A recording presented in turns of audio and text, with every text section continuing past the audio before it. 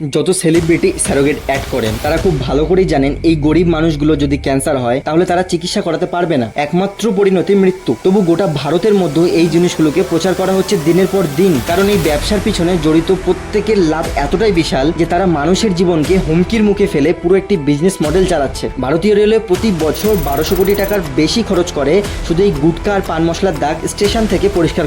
এই যে গুটখা আর পান মশলা খেয়ে লোক জায়গায় জায়গায় থুতু ফেলে, এর কারণে টিবির মতো এয়ারবর্ন রোগ হচ্ছে যা লাখ লাখ মানুষের জীবন বিপদের মুখে ফেলে দিচ্ছে। এমনকি এই গুটখার থুতু হাওড়া ব্রিজের মতো পুরনো শক্তিশালী ব্রিজকেও দুর্বল করে দিয়েছে। এই ইন্ডাস্ট্রিতেই সবচেয়ে বেশি ট্যাক্স ফাঁকি দেওয়া হয়। 2015 সালে ডিসেম্বর মাসে ধর্মপাল সত্যপাল গ্রুপ মানে রজনীগন্ধা কোম্পানির বিরুদ্ধে অভিযোগ ওঠে যে তারা নকল ইনভয়েস তৈরি করে প্রায় 90 কোটি টাকার বেশি ট্যাক্স ফাঁকি দিয়েছে। আর এই কাজগুলো করতে তাদের সাহায্য করে কিছু সরকারি অফিসার যারা ঘুষ খেয়ে সবকিছু চোখ বুঝে মেনে নেয়। এই কারণে গোটা ইন্ডাস্ট্রির মধ্যে সর্বোচ্চ পরিমাণে ছাপ্পামারি ও দুর্নীতি চলে ট্যাক্স ফাঁকি দেওয়ার দোহাই দিয়েই।